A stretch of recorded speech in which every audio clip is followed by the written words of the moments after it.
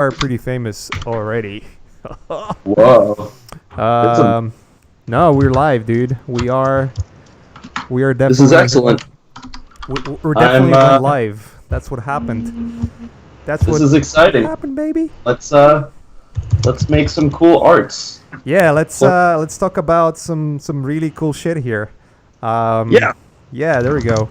So, just maybe to introduce who you are, because might some people might just not know who is on the stream. And by the way, to everyone who's listening, to my precious audience, and all the Learn Squared fans, and we're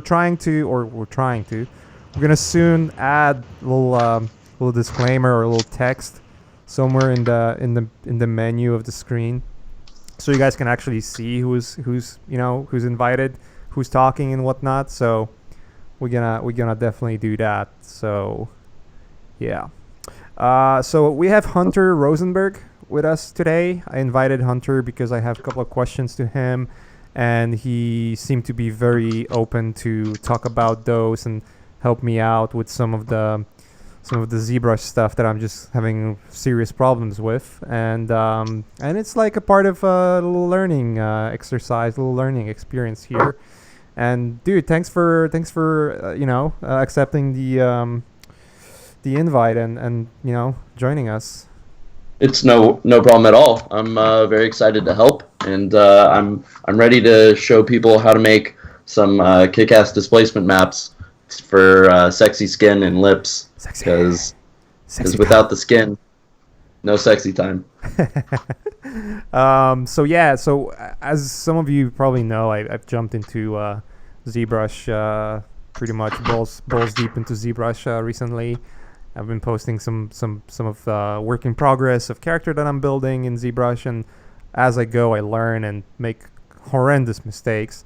I don't even know how many times I crashed, whether it was ZBrush or Max or both of those. It's just like it's one big mess, and I always forget to save, and it's just like fucking starting over and whatnot. I've built like a shader, and I deleted it, and I started building it again and deleted it again, and it's just like it's a learning ZBrush thing. Yeah. It's never easy with ZBrush, but once you get a hang of it, it's a lot easier. I've been using it for like 4 to 5 years now, professionally, and ZBrush still crashes on me day to day. But the good thing is that you can get some really high quality maps out of there without too much issues, especially if you use the right displacement map kick out techniques. Yeah. And that's going to end up with a clean, usable map that has full 32-bit levels, so that you get the full displacement, as opposed to something that looks like a faint ghost of a displacement, which is usually an issue. So let's pull up your model. Yeah. If I can find it. It's an old one, by the way. It's an old one. Your older version. I did like some tweaks in asymmetry and whatnot. And by the way, working on that model, I was trying to do a likeness of some model. I think it was a Korean model or something like that. I can't remember her name. I'll try to find out and post it up. But there she is. She's a tiny thing.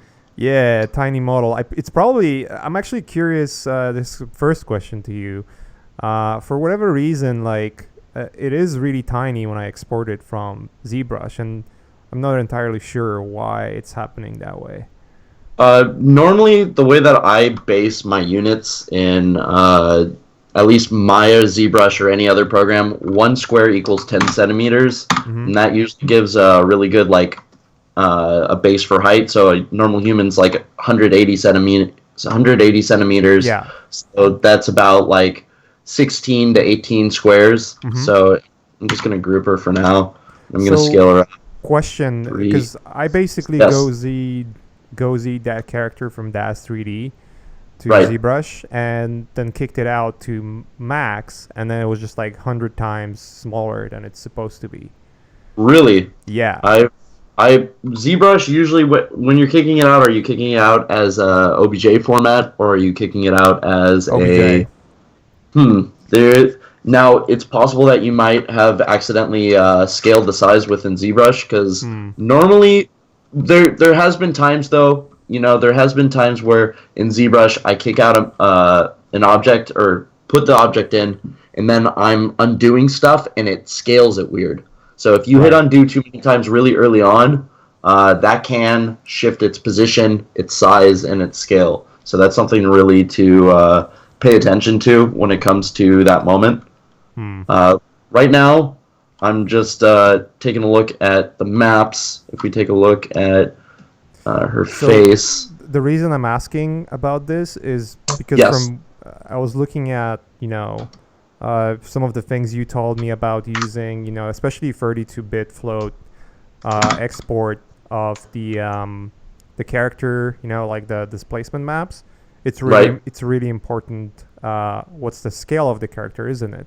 Yes, absolutely. As soon as you're done with this map, scaling your character is a huge no-no because this map, imagine as if every vertice on this is locked into place because it's very dependent on its point space Hmm. for pumping out this texture that is supposed to be, a one-to-one accuracy. So if you scale it down, it's going to try to do it, but it's going to look like, somebody stuck a tire inflator in her mouth and blew her eyes out. It's gonna, That's the issue. That's the issue I'm running into. So okay, what would be this is gonna be easy. so what is the usual value? So let's say you plug it in by default to because you're gonna use Arnold renderer, right? In Yep, this situation. that's correct. So I know, like for instance, V-Ray has just implemented the All shader, which is coming from Arnold basically, the skin Right. shader from Arnold, and I'm pretty sure the values that are in All shader are pretty much same across the board. So what would be the size Magic value, number. the number in for displacement map? I think it's by default it's 100, right? Well, what I'm gonna do, let's pull up the shader set because I have a piece of paper in front of me that I wrote on, but it'll probably be easier if I just apply the shader and we take a look. So this Right. would be me applying the Arnold shader, which for those who don't know is an excellent rendering tool. Uh, Yeah, I, I Arnold is really awesome. It's pretty I good. really find that you can get really far with the AI standard. There shouldn't be any issues with it. Let's take a look at to get to these like options that are really important. You want to go to the shape node. This is where things get interesting. So you go to your Windows rendering editors Hypershade. In your Hypershade, for those who probably already know, this is where you're really going to be doing most of the meaty stuff that you need to get this displacement map to create the skin. So we have the AI standard, and we want to pump the displacement map into the displacement material node in the standard. Right. You can't get to this just by selecting the object. So what you have to do is go to the displacement material, and then you need to get the Arnold. At least in this case, you need to get the Arnold texture. So it'd be AI image.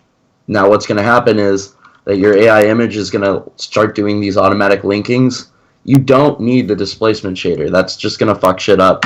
So you need to take this, and I don't know why it always gives me bullshit when I try to do this.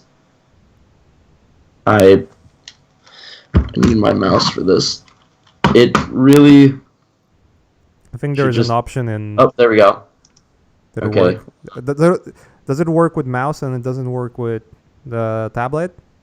Sometimes, yeah, I think it's weird. there's something I found out when I was using Megascan's bridge is that I couldn't like right click anything with my tablet, but I could right click with mouse, and I figured out that in the tablet settings, if you go to application specific settings, there is something called Windows Ink, and I think for very specific applications you need to disable that shit because It's very It's very possible. Yeah, Windows Yeah. Ink is a piece of shit, and it always just fucks up your Yeah, program. it's frustrating as hell. I 9 times out of 10 disable it. Right. So with this AI image, it goes into the shader and it goes into your displacement material, and then this is going to be doing most of the work here. So now that we have that, we're going to take a look at the actual Arnold tab. If we take a look at the model, this is where most of like the heavy duty rendering will be done, is in the Arnold tab on your model. So you would select it and you would have the shape node, and then you go to Arnold. And if you notice, you have my catmull controls, open subdiv controls, and your displacement map. So in those, you're going to be doing a lot of the work, and that's, let's see where we are. I have to look at my paper. I'm so nervous. Let's Relax, dude. okay. Let's take a look. But so by default, what's the displacement value in the shader? It's 1 or 100. What is it? The Do you ever displacement change value, that value, by the way, or you always keep it what it is? here it is. This is what I was trying to show you. So it's in the Arnold tab, and you have subdivision type. You want to do Catmull Clark iterations for your type of thing. You would do 6 or 7. Right. So it's a little 7. different. It's a little different in V-Ray. I can already tell you that. Yeah, But I imagine so. because in V-Ray, when you go to the shader, it's yeah. I'm the one that I'm using in V-Ray is called the Al surface shader or surface material, Right. and I'm using that as a default for any subsurface scattering. And by default, it has the displacement texture value set to 100. You know, but as you said, like if you're scaling an object and the float map is 32 bits, it does make it look like, you know, like Arnold in what was that movie? Oh, in Final Recall. Yeah, Total Total Recall. Recall when he's suffocating on that planet on Mars. It's basically that's what it does to the character. So I have to like scale it down to 0.8 or 1, maximum to 1. And by the like question here, I'm stupid, so I'm gonna ask stupid questions. Yeah. By default, displacement map is basically going to bloat the object, right? That's what it basically does, isn't it? More or less, yeah. I mean, a good displacement map will look like it's not bloating anything. It will look like it's adding detail. Right. So But it's additive. It's basically on the Z scale. It basically will, you know, Yeah, add it's details pushing that it will out. be pushed out. But it's never Yeah, going to be pushed absolutely. in, isn't it? Yeah, it's definitely pushing it out, and that's Okay. one of the things that you need to be really careful with when it Scale. comes to at this map. Yeah, it's just scale, because the wrong scale, you bloat it out, and it looks pretty garbage. Right. So I'm just gonna export this out so I can do a little bit of artworkiness. Let's go to import and go to folders. It would be 2017 and Robo Girl. By the way, I'm discovering the beauty of denoiser in V-Ray. It's fucking awesome. Oh man, V-Ray is one hell of a powerful tool, and I'm sure Grant Warwick has something to say about it. Yeah, we have him quite regularly on the stream. He's a a beast. beast. Yeah. Yeah, he's a beast. He knows what he's doing. Yeah. So when it comes to, I know it's going to piss people off that I'm not doubling it, so yes, I will double it. So let's take a look at this amazing. Dude, that removed nipples, dude. They're the best. That's how I do all my models at work. They tell me to stop, but they can't stop me. So I'm gonna go to geometry, and I'm gonna crease it so that It's when a I PG model, by the way. That's why. it's the PG version. Yeah, exactly. You know, it's how I do it. Deal with it. Let's see. I think since I kicked it back from Maya back to here, we're getting this separation because the model itself was not welded together beforehand. I don't know if it's had these issues with these types of models, especially if you kick them back and forth. One of the tricks is that when you kick them back and forth, what you want to do is make sure that if you look at your fill groups, that you hit Control W and make sure that it's a single group. Because if it's split, and let's say I do this and I change it, it works pretty well with with Daz. Up. Yeah. Yeah. Like with Daz, it works perfectly because Daz kicks it out as, I think it kicks it out as one model that has polygroups based on UVs, right? But it's going to be more or less clean. But when I brought it into ZBrush and I brought it back out, I'm running into these issues actually. So what I'm going to do is I'm going to merge all the verts on the face and the back. So I'm going to go to verts, or I'm going to combine it all. Mesh combine.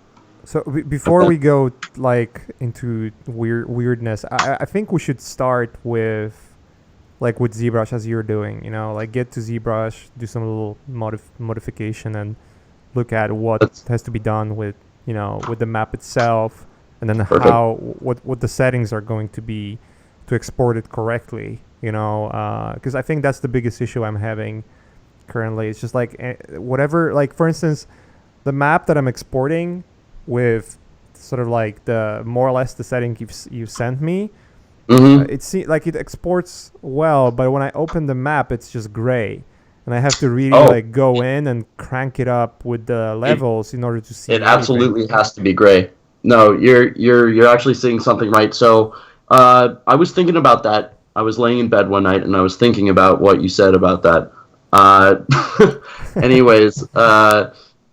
The levels, when you're kicking it out in ZBrush, and I'll get to that, we are setting it to, in the kick,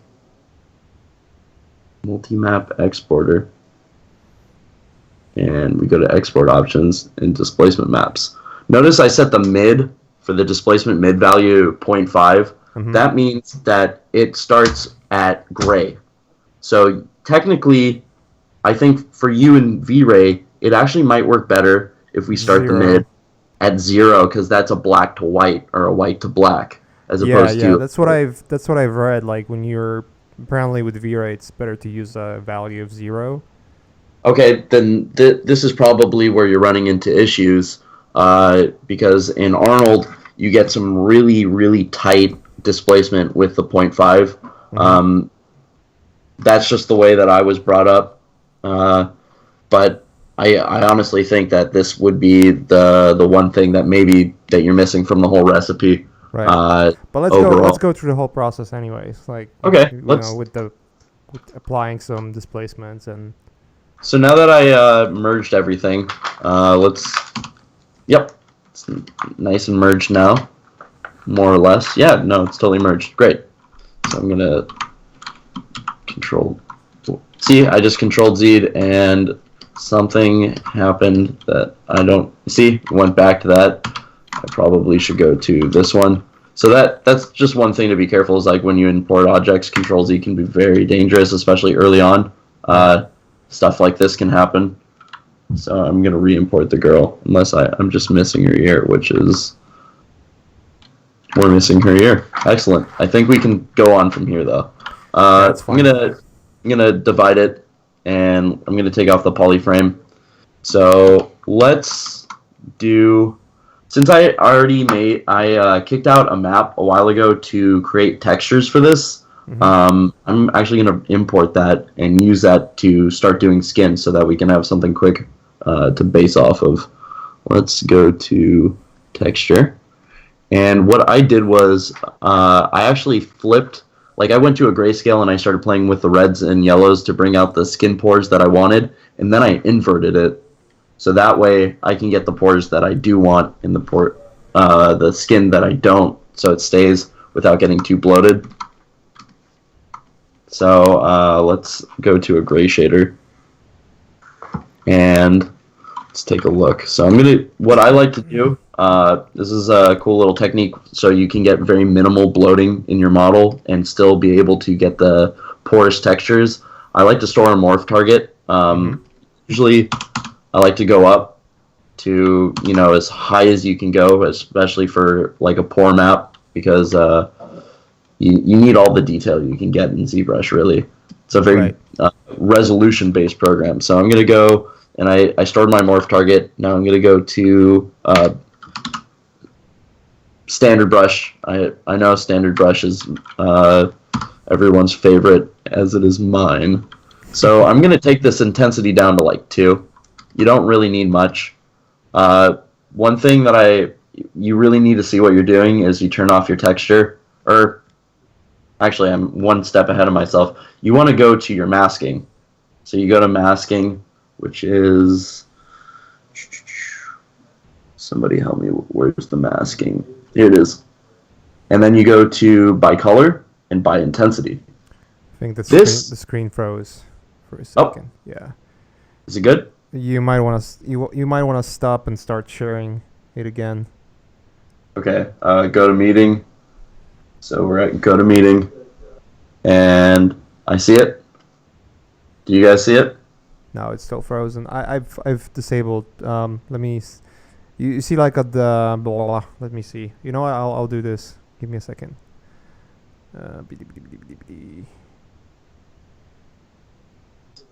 Cam. I'll make myself presenter for a second, And then make you presenter again. And it should work. Yep. We're back. Awesome. Okay, great. So I'm gonna just show again. You go to masking, and you go to mask by intensity. So now what it's gonna do is it's gonna mask out the. So it would automatically read the texture to mask it out, or? Yep. See, if we take off the view mask, this is actually the mask now. This isn't the texture. Okay. So now I'm going to so start. So when you imported the texture and then you went to masking, what did you have to click to make the texture act as a mask?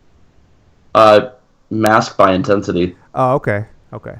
Awesome. So if we take a look and turn off the texture, now we can start painting that in. Ah.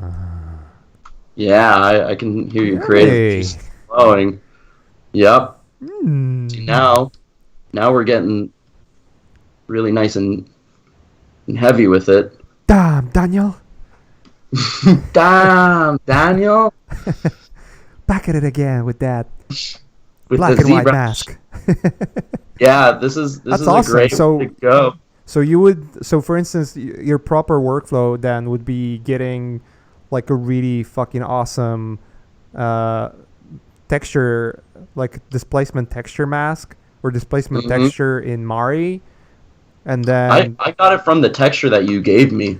Right. Yeah. It's like the easiest way to pull out like a approximation of what the displacement could be like. But like for instance, those guys at Texturing XYZ, they have like super high res 16,000 by 16,000 displacement maps, and those displacement maps are actually broken down into like 3 different maps. It's like the actual displacement map, then I think it's tertiary, which is the medium displacement, if I'm saying it even correctly with my potato English. And then there's a micro displacement, which is basically like all the individual pores on the skin, So it gives you a shitload of detail. This is actually pretty good, but like from the default, it's pretty good. Yeah, I mean, imagine if you had like a pore alpha texture. Let's see if I can pull it up in my downloads so I can get it for you. I'm just gonna go to my downloads and let me pull this off to the side and get the textures. While I do that, actually, yeah. So let's just say that you're really happy, but you went a little too crazy with it. what do you do from here? Do you smooth it? That's gonna muddy it. What I would do is go to your morph target tool. So Right. you I was about EMO. to say it Yep. because And I saw you you dial it. storing it. Yeah, that's awesome. It's actually pretty solid way of working because then, like, let's say you go to the morph target tool and now we can like scale it down a little bit and then add Mhm. like new stuff to it, right? Like completely new texture and keep adding to it. Yep. That's exactly right. Would So you I would you do that with the layers though? Like let's say you do as I you stored. I don't trust the layers, to be honest, but Hmm, I mean, everybody's different. You can definitely go with the layers. I don't think that's a bad idea, but sometimes you can run into issues. Sometimes. gotcha, I suggest you try it though. I'm all for it, to be honest. gotcha, gotcha, bitch. So let's let's add some creases to our eyelids. Just adds a little more stuff going on. Let's add some indents to her lips because it's a little too noisy for my taste. Probably dial up the intensity. Yeah, when you go this high, you can really get some amazing details out of the models, and I mean, there's really no stopping you at this point to get all the details that you're really looking for. Hmm. Yeah. No, Uh, that's a seriously cool way to start. You know what? Like just looking at what you already have from just the diffuse map, you know. And what did you exactly do in the diffuse map? You said you've mentioned that you went and pulled up like reds and yellows. Yes. Okay. So mainly what I did was I opened up your. Let's open up your texture. I'll just show you how I did it. It's really quick. Sorry, the screen is color is all fucked up. Everything's red. I need to get a color calibrator, but this isn't my coloring screen. It's more my work screen. But in any case, this is a huge file, and it may take a second to do what it do. But man, that texture is that's a nice texture. You said it comes from where? That's the DAZ 3D stuff. This is a DAZ 3D model. Yeah, it's pretty insane how good they are getting, like even compared to what it was 2 or 3 years ago. It's getting Oh, like really good. okay, we are live with my Photoshop tutorial. Let's uh, let's. I like to go to color balancing. This is a great way, or black and white actually is what I like to do. So I know it's purplish, but whatever. So this way I can start figuring out, do I want the pores? Do I want the skin to stand out? We can actually see the sun damage on her face. If we dial the yellow all the way down, it's pretty Hmm. amazing what you can do. It. Yeah, you can actually tell skin damage on a person if you dial this down. It's Yeah. pretty gnarly. Yeah, So that's a really good texture. One of the things I found with particularly this texture, is that it's very like the specular reflections are pretty well masked in it, which means like they're not they baked shot it in. well. Yeah, it's a really well shot texture because normally when you have a diffuse texture, you pretty much want to avoid any kind of specular in it, right? Usually, what they'll do for stuff like this is they'll shoot it with a polarized lens, and that will actually stop any of the specular stuff that you see, so it's more matte. But it Right. looks like they just lit it right, and they did stuff to it. I can't tell exactly, but the lips are still pretty shiny. So Yeah, now that we have, lips are shiny, shiny as fuck. they're just so juicy. Uh, Just pouring juices out of the lips. So you can see your pores. What we're really going for is the pores. So I have my levels going. So I'm trying to push the skin out while keeping the pores darker, but not ruining the whole texture of itself. So now we Right. have something to go with.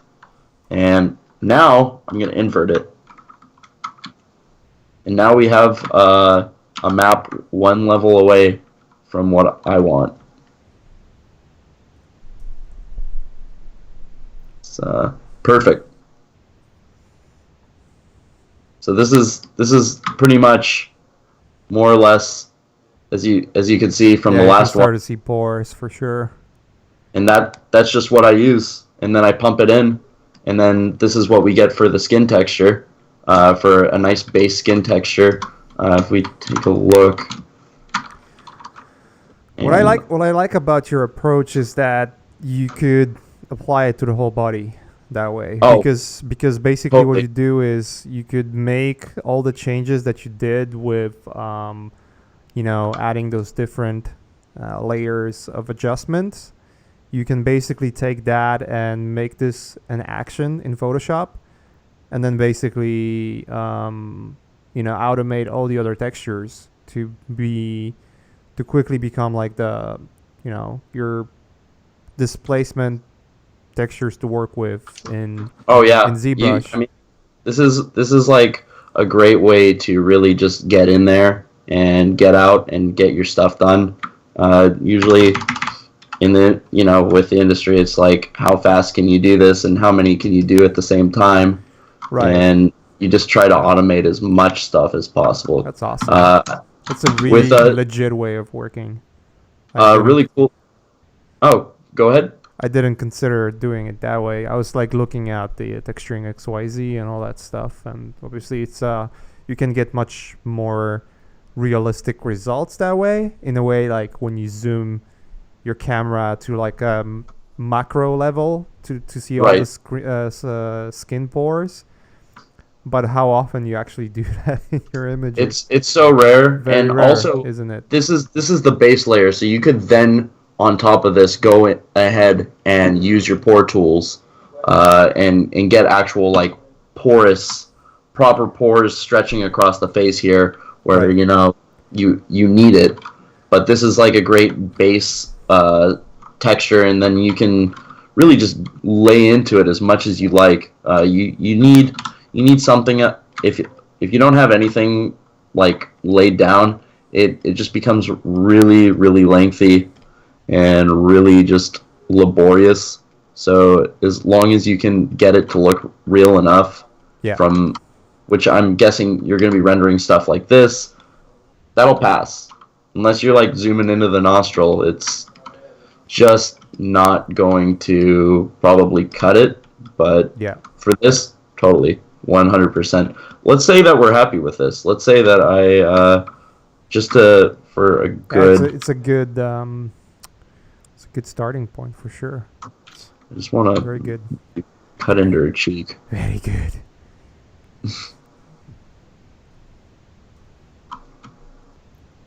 Just so that we can tell if it's working or not later on. Okay, damn, so that fucking watermark, dude. I love when artists. I just love it, dude. I love it so much when you see a picture of someone did like a painting or an image, and they put like watermark scattered all across. That's my favorite, and I think the next level is to bake it into your maps so that no one. Yes.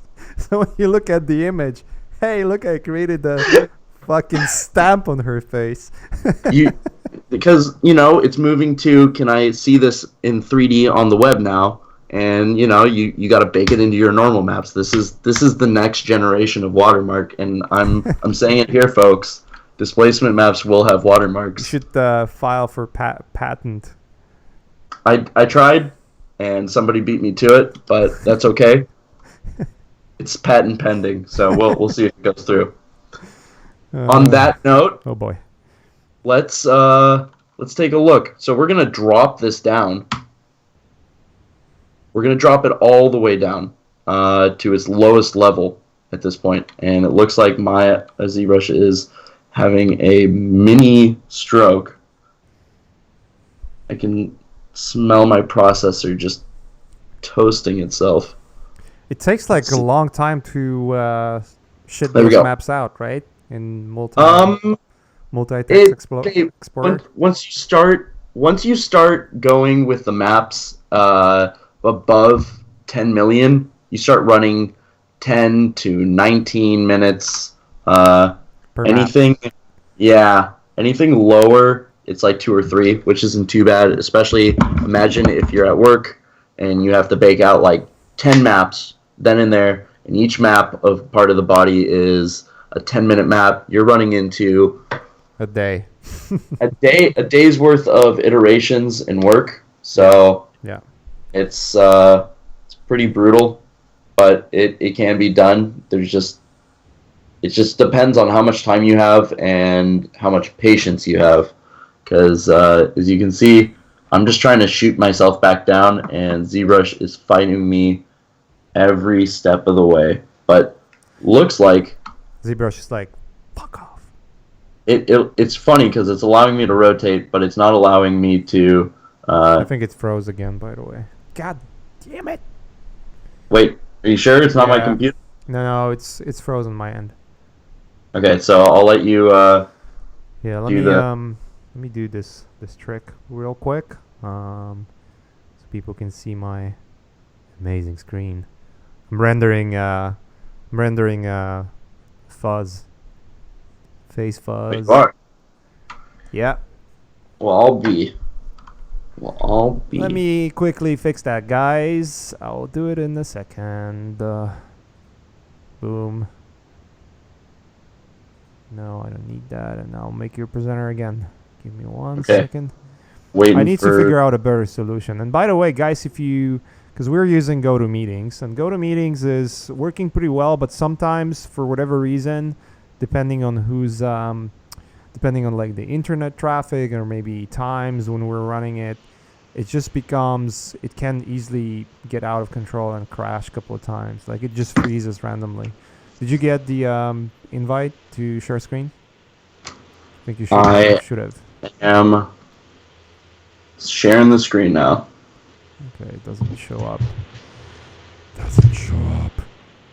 Are you sure? Yeah. Do we not? I just clicked it. Let me do it again. You're still presenter, Maciej. Yeah, I'm trying to make him presenter. Technical difficulties. Yeah, they happen. It's alright though. Here we go. So, clicking screen, and I'm pressing share. How we looking? Still waiting. We're good. We're live. Yep. Do it fucking live. Doesn't work. It might be actually my fault. No, it just popped on. So yeah, but doesn't show on my end, which is where I'm sharing the screen too. So I cannot show it. Let me leave. Excellent. We have the lowest subdivision level. So Momo, I'll make you an organizer, and okay. I just left, and I'll just join again. Let me see.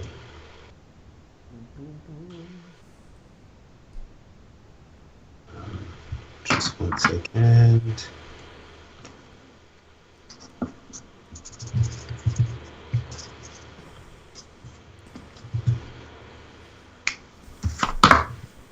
So, how's it going? I'm trying to see. Do I have enough time to make eggs? Yes, you do. I actually can't see him now. Just 1 second, Maciej. Yeah, the moment you made me presenter, his window disappeared. Oh, there we go. I can see your window though. But I can't see him anymore. Let me see. It says meet now. Yeah. Do you want to try resharing your screen, Hunter? Yeah. What? I'm on. I made you a presenter again. Boom. Okay. Let's share. see if that works. We Yay! shared? Hell yeah! Yeah, it's good. Okay. So all I did was move the subdivision level down to 1. Okay. That's all I did. I don't feel like moving it back up because that might take some time. You basically want to do that for your model anytime you're exporting displacement, right? Absolutely. Okay. Yeah. So what we're going to do, since we sculpted on this face at this point, what we're going to do is we're going to import the original model over this base mesh. This is really key. I can't stress it enough. You really want, unless this mesh is going to be your final mesh inside, and you didn't bring anything into here, that's fine. But if it's something like this, bring in the original file. So now we brought it in. It's going to say subdividing geometry. See, it shifted a little because it was actually sculpted on. So at this point, what we're going to do, and I'm afraid what's going to happen when I do it, but we'll see if this is part of experimentation. I'm going to go to 4K just to save us time. Yeah, let's do 4K. So, subdiv level 1, adaptive, on. Smooth UV, no. Mid, that depends on if you're Maciej or your Hunter. For me, 0.5 mid. So why would you also, why would you keep subdivision levels 1 and not say, if you were sculpting in 6 instead? Good question. You want to bake it from the base subdiv level that you brought it in. You don't want to do the bake from a high level, otherwise you won't get that deep pour going on. It'll just be like kind of a facade of pores. We're looking for the deepest pour experience. Deep pour galore. Deep pour experience. It's going to be very, very nice. Also, honestly, let's say that I didn't want to use this subdiv level. Let's just say that. That's fine. What you would do is divide up once. So you go up 1, and then we're going to export this out as RoboGirl02. And we are going to delete the lower one. So now this is 1. Yeah. Simple enough, right? But I mean, for you, if you're going to bring it back into DAZ, you might have to keep it the same model. But for my presentation, this might just create a overall better. You usually want to start with the second subdiv level, in my opinion, but make it the first one. It just really depends on what you're doing. Gotcha. So for this one, this is going to be our 1, and we're going to bring that into Maya or whatever to do the bakes on. So at this point, we want the maps the same way, adaptive, 3 channels, 32-bit, EXR, scale to 1, intensity to 0. That's it. That's all you need. So intensity 0, what happens if you change the intensity to, say, I don't know, 0.5? Or like what does it do, that little thing? It'll fuck with your displacement. It won't be accurate. It'll be way off, and then you're gonna have to dial shit down inside the other program. Right. You're like offsetting the analysis of nature. It will be that fat ZBrush dick baked into your map. Yep, and then everybody will laugh at you.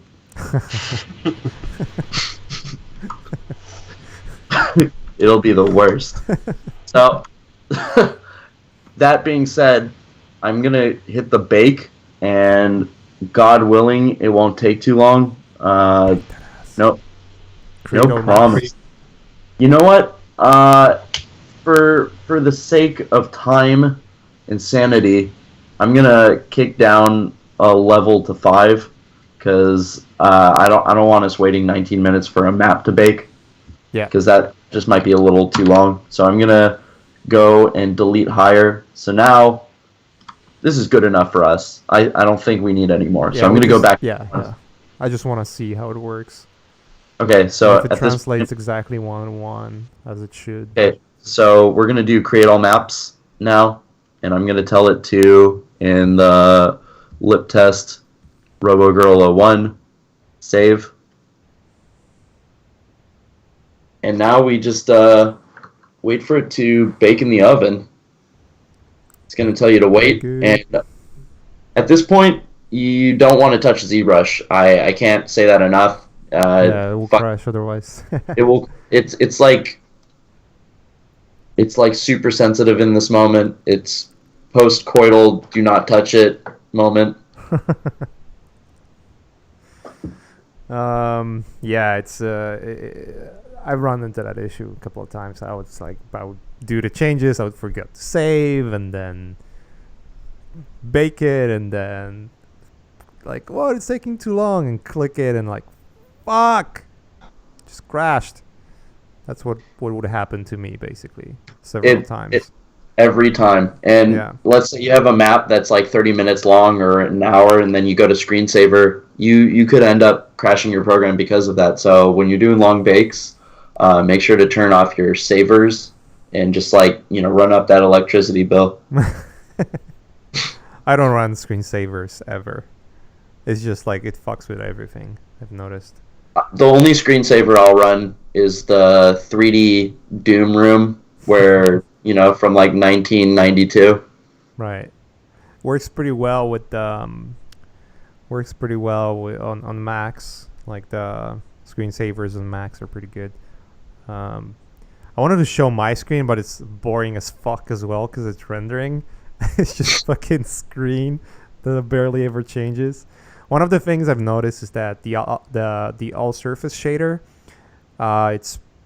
although it's darn good for getting like really realistic skin out of the box, right? Yeah. It's slow as fuck. Oh no, it's like unless you are Cadil Chapuzko and you have like a dual core E5 50 core processor, you're gonna be waiting. Yeah, I have that, and it's taking forever too. Still? Oh. Yeah, well, yeah, it's fuck. pretty. It might be also because I've added like fucking 200 fucking hair nodes to that face. It's definitely not gonna help. Yeah. Patience is key for baking any map. I know people are going to be tempted to click on the screen. Oh, look, see, it says it's exporting. So it's not too bad. It's not too great.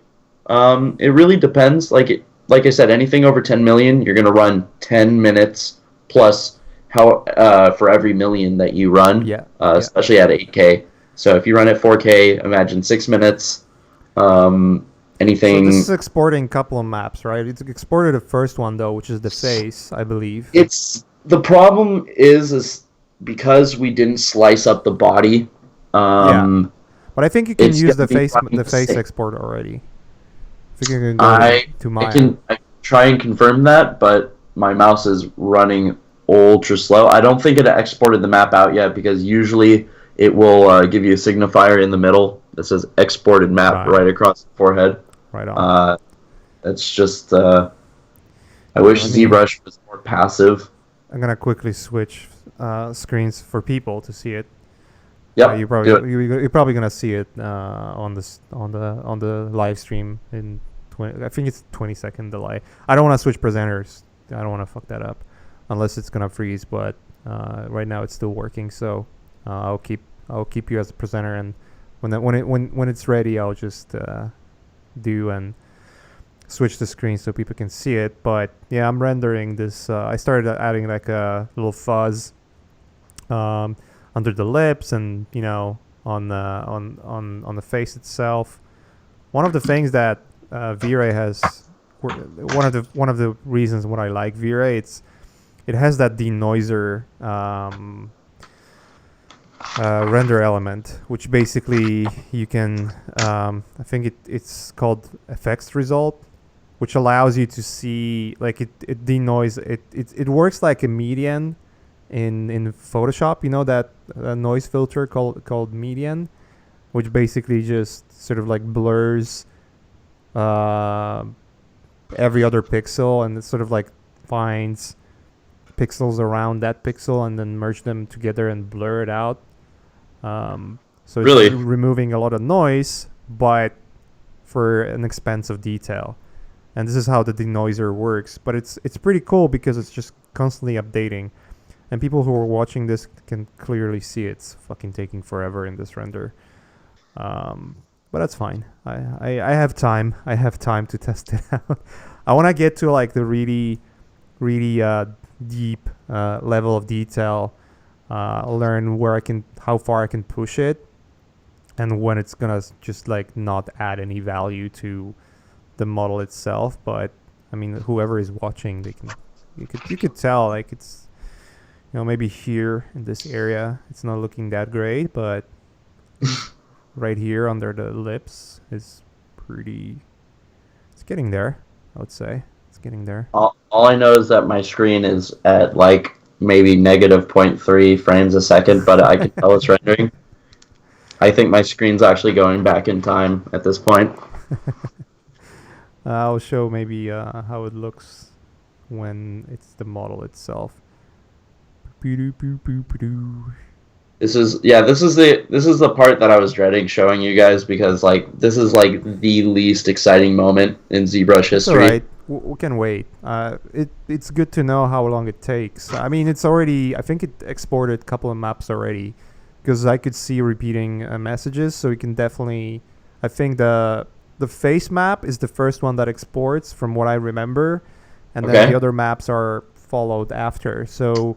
The face map is called Zeros. I think it's the Zeros version or map 00 or something like that. I can't remember exactly the 1001. Yeah, because based on the UDIM, it's the first UDIM. Yeah, exactly. When you're kicking out these maps, there's an option in the displacement that actually tells you what if you want to do UDIMs or not, and usually you want to select UDIM. So that's probably what it's going through. Right. Let's see. Where is the... Okay, it looks like things are... ZBrush model in the meantime. Okay, excellent. Yeah, it looks like the girl has a beard. but that's the fiber mesh, basically. Fiber mesh is pretty darn good for creating any kind of stuff like that. Looks like it's done, guys. Awesome. I'll switch my screens. Right, like red wine. Fine like wine. Let's see. Let's go into Maya. Boom. Yep. Let's check this shit out. Nothing like delayed viewports. Let's delete this. So like I said, you're gonna want to bring in the model that you kicked out at the O2. So this is the right one. RoboGirl 02. Always iterate. Never save over the same file. Preach. It's such a bad idea. And where is it? Did it even import? RoboGirl 02. Is it because I isolated? Perfect. All right, enter. Let's see. Now we're going to apply the Arnold shader. This is what we're going to do. Assign AI standard 1, the one that we originally did in the beginning. Also, mesh display. I don't know what it is in Max. I haven't done it in a long time. Always soften your normals. Yeah, it's called I think that it has like two different ones.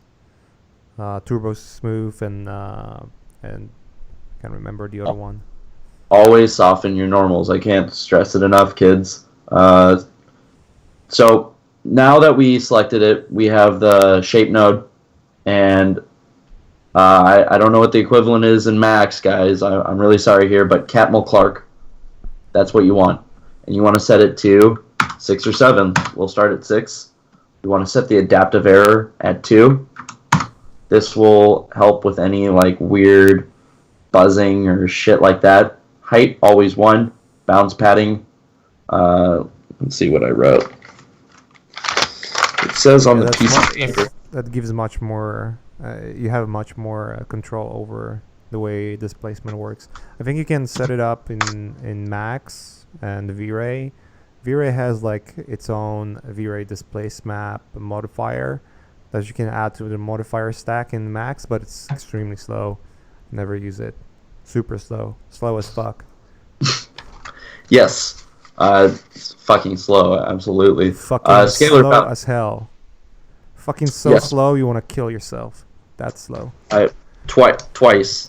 Not even once, but twice. Scalar value, I'm setting it to 0.5 because we set the map to gray. That makes most sense. If your scalar value is 0, it's for black to whites. So that should help clear things up. So with the image name, it's always tricky getting that image. So let's see how we do it. So it's going to be in here when you click the AI image. For some reason, you cannot do the AI image inside the hypershade. You have to do it outside the hypershade. So we're going to select that, and then we're going to go to texture, and here's our Robo Girl. Evidently, you were right. It kicked out multiple UDIMs. It's not going to look like much. So let's. It's gray as fuck. It's basically like average day in Poland, although I'm not in Poland. But it's basically that gray as fuck. It's going to be gray. I'm going to let you know. So guys, let's take a look at it. You're going to be like, "Wow, Hunter, real good job." But little do we know, dude, your screen is really fucked. I know. Somebody please buy me. Why gray is red? What the fuck? Somebody buy me a calibrator. I'll be really appreciative. Can't you just like factory, whatever? Probably. So okay, yeah. So that's basically what I get out from when I spit it out. But then like when I apply, so do you go in and change levels or no, you leave it as is. Okay. So I guess the issue is then because I scale it up in Max because it just imports so tiny, and I'm guessing that's the reason why the map itself is fucked. Probably. Probably. I'll test it out after the stream. Okay, so now that we have this, we're gonna load it, and then we're gonna create a light. So go to rendering. Lights, lighting, shading. Looks like only your Photoshop is fucked. Like it looks normal in Maya. Yeah, I think Photoshop needs just change some settings there. Yes, probably. Sky light. Just default that shit. I'm probably gonna give it a good, default. And you bleached your screen. Just fucking poured bleach on it. It's the. That's what chat is suggesting. People on chat are saying you bleach or bleach on my screen. Yes, that's probably what had happened. I think this is a good way to go. I think everyone's gonna enjoy that. Then let's do a quick render. Probably it will work. Maybe. Also, when you do the world lights, make sure that your samples are up. Helps. And so I'll ask you another question. So let's say you export your model from ZBrush and it imports to be like the smallest piece of shit you've ever seen, and it's unworkable because in the scale of what's in Max or Maya, it would be like way too small. Would it change, like if you would go in then and change the units, the scale units, the world units without scaling the model, would that change the way the map would behave or? I just wouldn't fuck with the model scale overall. No, I'm not saying about changing the scale of the model. I'm changing the units. So let's say if a grid is one, like let's say if I import and a grid is 1 centimeter, and I want to change it to be 1 meter, for instance. So then the scale of the model would be larger. I usually keep it centimeters. That's just it's the easiest. You see what I'm saying? Like changing world units, not the model itself. I'm just curious if that would change the way the float texture is being interpreted. It shouldn't. Okay, because it's attached to the model itself. Then. Yeah. Okay. Absolutely. Gotcha. I'm gonna reapply a new material. I don't trust this material. Let's do another AI standard. And let's go back to the hypershade. let's focus on the new AI standard. And let's once again do the displacement. So we go to texture, AI image. Then we want, if we can fucking get this to connect like a, here we go. That's what I was looking for. You want it green, not blue. This is a big difference. Green, not blue. I know it sounds stupid, but this is one of the things. What does the green does? The green signifies that it's working. It says the out alpha is going to the displacement shader. Oh. Yeah. Don't know much more than that. I wish I did, but I can tell you. Say Maya is fucking confusing. It's confusing only for the first like 30 days, but after that, it just becomes pretty. After that, the trial ends and you stop using it. Yeah, pretty much. And you go back to whatever you've been using. Yeah. So here we go. Let's try out a render, and we are coming right to an end. I can tell that the hair stuff in Maya, from what I'm hearing, like the what is it called? Shave and hair and shave, or what? What is it? Shave and a haircut? Yeah, shave and haircut in Maya is superior to what Max is offering. Yes, it is. So that's what I'm hearing. That's the word in the street. Lights. Light. I tried Ornatrix, and I can see it's really powerful, but in order to set it up, you have to have like fucking 20 nodes. It's so confusing. Like fuck that shit. I wouldn't. That's just not what I would do. So we make sure that in the Arnold shader, that everything. Okay, so as we can see, we need to up the Catmull Clark to 7 again. Adaptive error 2. Scalar value 0.5. 0.5. And then let's hit render. Get close up on this. Close up that bitch. Show us what you got. So what's the displacement value? It's just default to the material, right? You're not really pumping like extra units. No, you don't want to. You don't want to mess with the map. The map is going to be the one that's guiding you for what you really need to do. Otherwise, you're just going to mess with it, and then you're just left with a wrong map. It's not going to read right.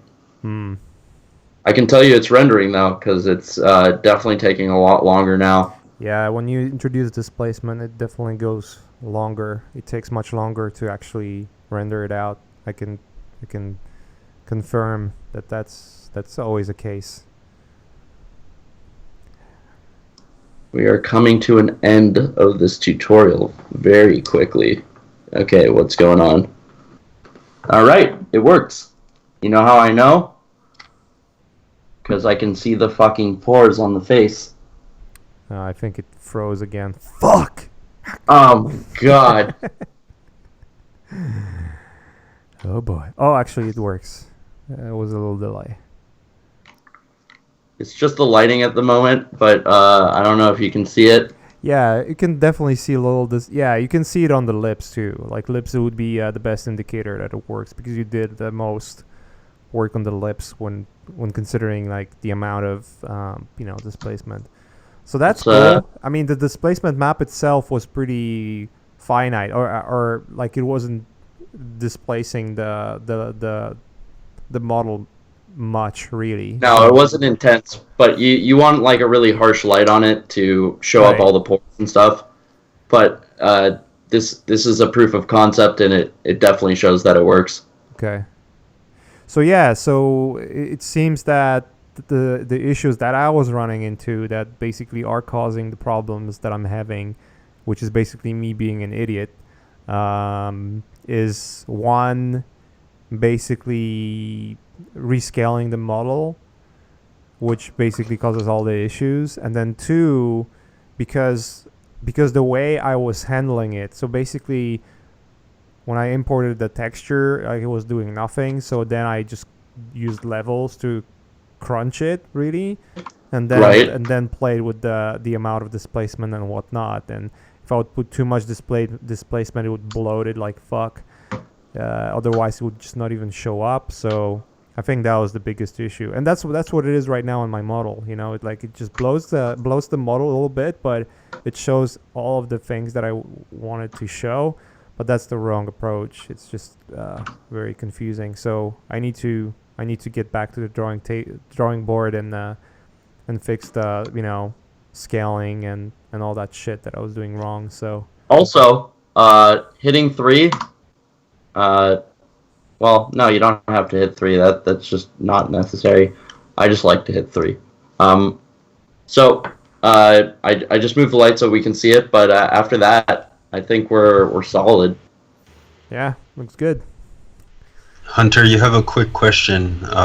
Jordan's asking, with the displacement map being so subtle, why not just go for a bump map or a normal map? Good question. If you're going for like deep pore stuff, yeah, a bump map's not going to cut it. It's just not going to occlude on a micro level when you zoom up.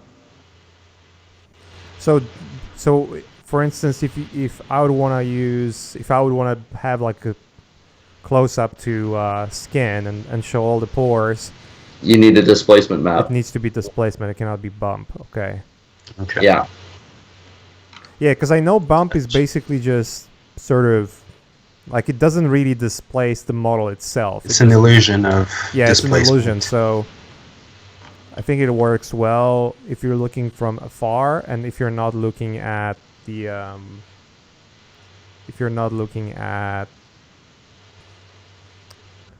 like the edges and yeah, pretty much. Yeah. Cool. Maciej Forrest is asking where he can learn more about rendering skin in V-Ray. So what I'm going to do is I'm gonna make a stream with Ash as soon as I figure out everything that I need to figure out inside of V-Ray on how to get like the really realistic results. I actually got to share my screen right now, Hunter. Okay. I'm actually gonna share it so that you can actually see it too. That would be best. And I think Momo, you can add Mobo to go to meetings if you want to. All right. Let me just do that. Because I'm gonna jump into his stuff. Is there any other questions from peeps? Nope. Nope. Nope. Dude, that was it. It was awesome, guys. Cool. Yeah, dude. So thanks for the workflow you shown me when like taking the diffuse texture and fiddling around it and then using it as a mask. That's fucking awesome. Because what I did is I took the displacement texture that I sort of like morphed from the texturing XYZ texture. I basically like morphed it in Photoshop on top of like one of the textures from Daz just to get the right placement. Normally you should do it in Mari, by the way, but I don't know Mari yet. I haven't learned it yet. So and then I used it as the displacement texture inside ZBrush, and then I actually can show you guys. Like right here, when you go to displacement map, you can actually load it and then apply displacement map to like the subdivisions you have, right? And that alone will give you, that's how I did this map right here. It's not the highest subdivision. Okay. Yeah, that's great. Yeah, so you can basically apply it, get to like subdivision 6 or 7 to get like all the juiciness out of it.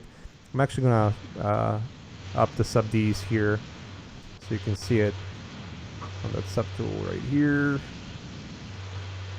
But by the way, have you tried the fiber mesh? It was something that was suggested from Adrian I can't remember his name.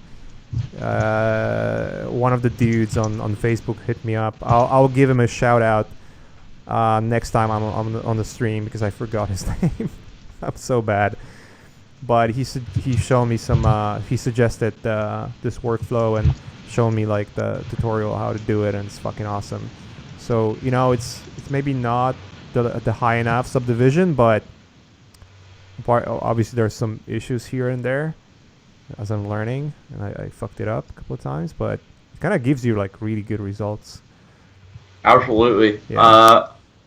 I'm gonna. Oh, and the way I did it out. is you add that, and then you can also inflate the model based on that too. So that was kind of cool. That is awesome. Yeah, it's pretty good. Pretty good. Yeah, dude. Thanks a lot. That was really fucking helpful. Anytime, really guys. So I don't know if you want to stay till the end of the stream or if you need to jump out. Like it's absolutely up to you, man. Like you can. Yeah, I gotta jump ship right now. All right, sounds good, dude. Thanks for All coming. right, guys. Have a great night. Yep. All right, peace, man. Anytime you want to join next time or something like that, you're absolutely welcome to do it. Amazing. I love you guys. Thanks, All right, dude. have a great night. Yep. Later, Hunter. Ciao, guys. Ciao. Ciao, ciao. All right, dudes and dudesses. That was Hunter. It was fucking awesome. I actually learned a thing or two. That was pretty good. So is Mobo with us today? Yep. Awesome, dude. So Mobo did this little exercise right here, which is basically you did it right after taking my class, isn't it? Hey, yep. Yeah, awesome. And Well, not right after, but a couple of months later. okay. All right, cool. I'll consider it as a homework. Yeah, exactly. So that's one of the things we do. We obviously gonna do some exceptions here and there.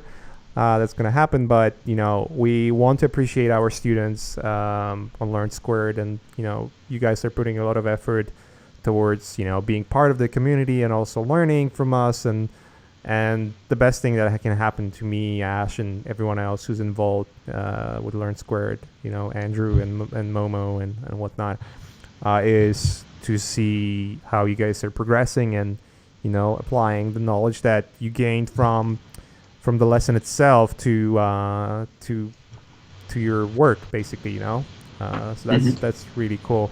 All right, so let me quickly talk about this. So one thing that I would start doing with those kind of paintings, and by the way, the drawings are pretty good. Like the way you laid out the drawing. Thanks.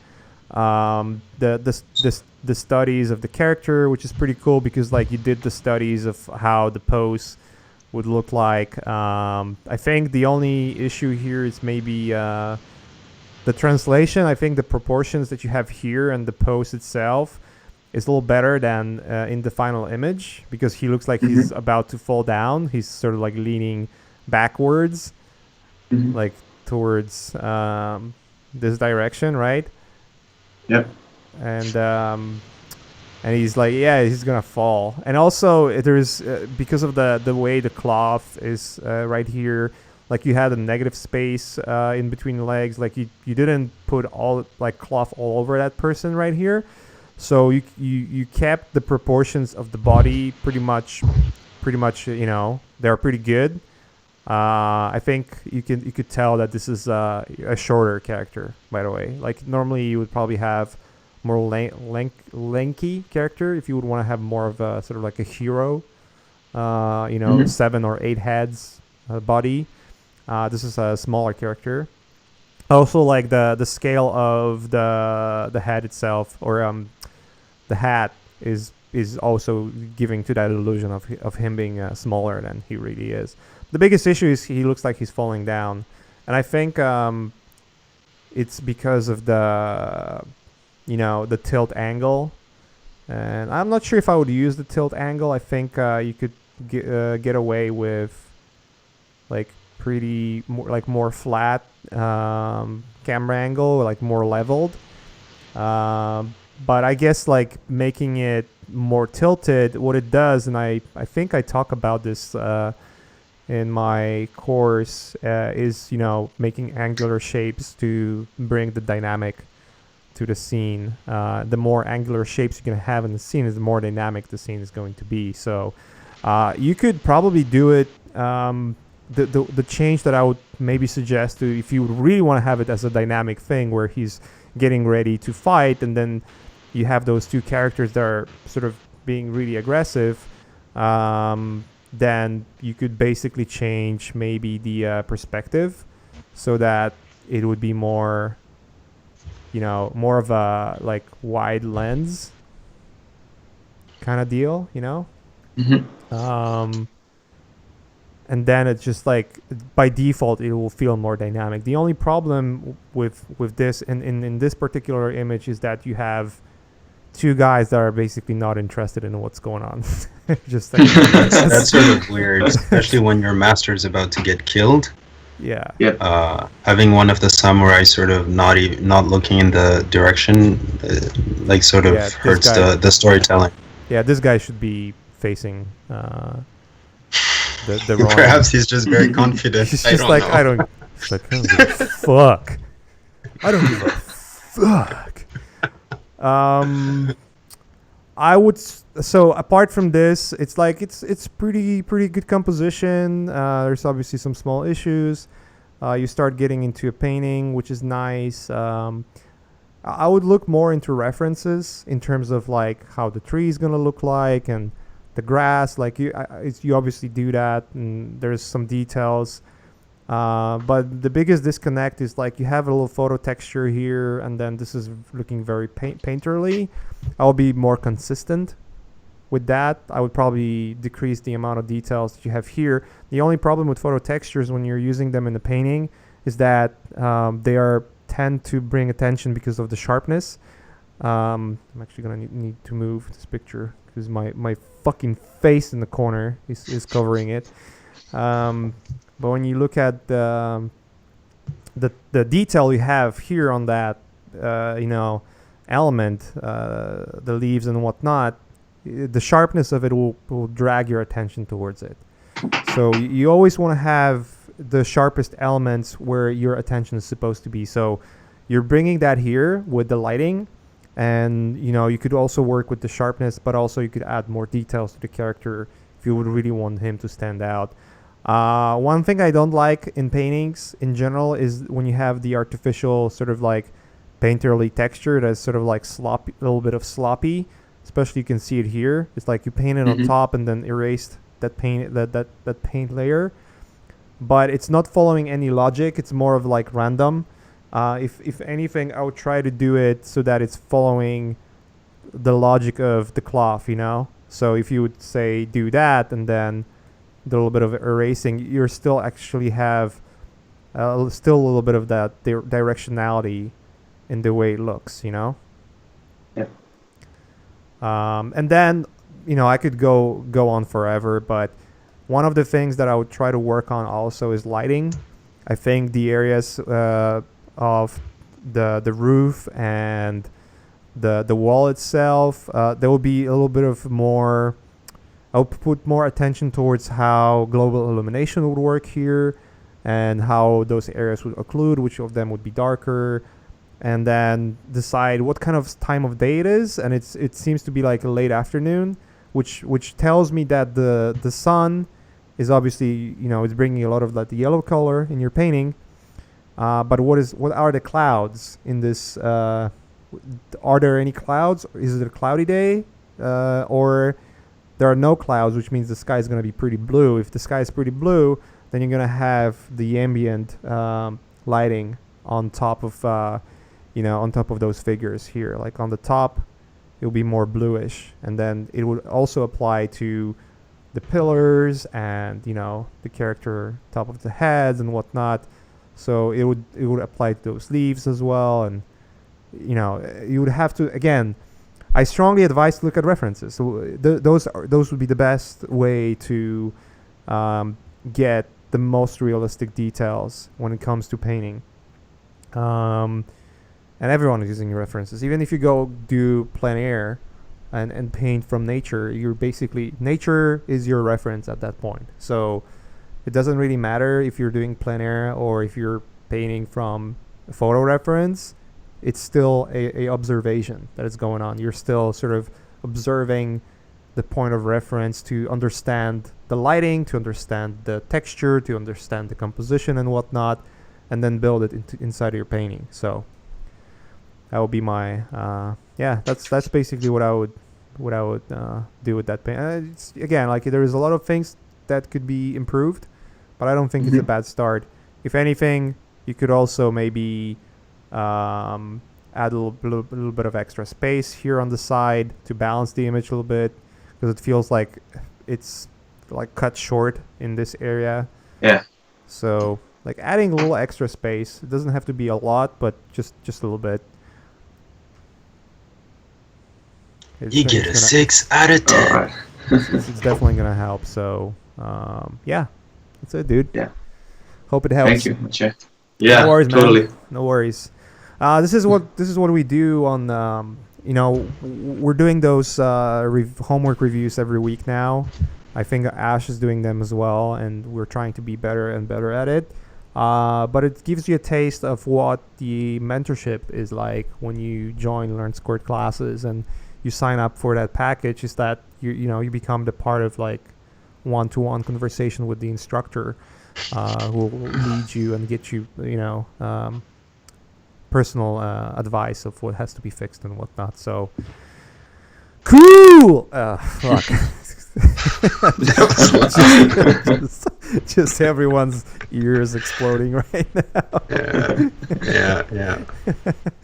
All right, guys. Let's wrap it up here. I think it was a pretty good stream. I've learned a shitload. I'm happy. If anything I could say is, one of the reasons I've started learning ZBrush is, for me, it's a never-ending experience of rest in peace ears. Yeah, sorry for that. It's a never-ending learning experience. I actually, what I did this year is I decided to do less work, like take less client work and really focus on developing new skills and being more relaxed and open-minded to learning new things. So you could probably tell that's what's happening, because I've been fucking posting almost every day. But it's good. It's I always want to learn new things, and maybe it's not looking that great just yet, and it's probably gonna look like shit for the longest time. But definitely things that I've learned before, they're applying to what I'm doing right now, and and it will definitely apply to what's gonna be in the future with the classes and whatnot. I'm working on a class myself. No release date just yet. There's a couple of really exciting classes coming up. We're wrapping some really cool courses for you guys, and we'll definitely start announcing sometime soon. So constantly building, the best content we can get. So, and the best teachers we can get. So that's that. All right, guys. Thanks for joining that late. I'm actually going to have a question for you guys to think about and maybe send us feedback, whether you want to do it on Facebook or, I would suggest maybe talking to Momo and reaching out to him on Slack or Facebook or even email. You can also send feedback on info@learnsquared.com. And my question to you guys, it's a little call to action here, if you will, is what times. So normally I'm doing streams at 1 p.m. and I intend to do them, but sometimes it happened that the streams are at 8 p.m. I would just be curious which of them you prefer most. What's more convenient? Because I'm just not sure. For me, it's convenient when it's convenient to me, which is very random. But I also want to see what you guys think on that matter. And the second question would be, as you guys could see, there was some little issues there with GoToMeetings, and I'm just personally looking into finding a better solution. So if you guys have any ideas, as I'm searching for them myself, you could also point to any of the things that you might have tried before and it worked well. So I would highly appreciate that. We're always open to feedback. Anytime something's not working with the school and whatnot, we're trying to act on it. and the way we also build courses is based on what you guys tell us. So yeah, there you go. If you want to learn how to bake a cake, just let us know. Yeah, bake a cake. Momo will be our next teacher. Cake baking tutorials. Yeah, exactly. How to make smoothies with ZBrush. All right, guys. Let's wrap it up. Thanks for joining us this late or tonight, and I guess for anyone who's not in the US, it's kind of shitty time to join the stream. So yeah. Anyways, thanks, guys, and I'll see you next week on Thursday. And cheers, and yeah, take care. Bye bye. Ciao, guys.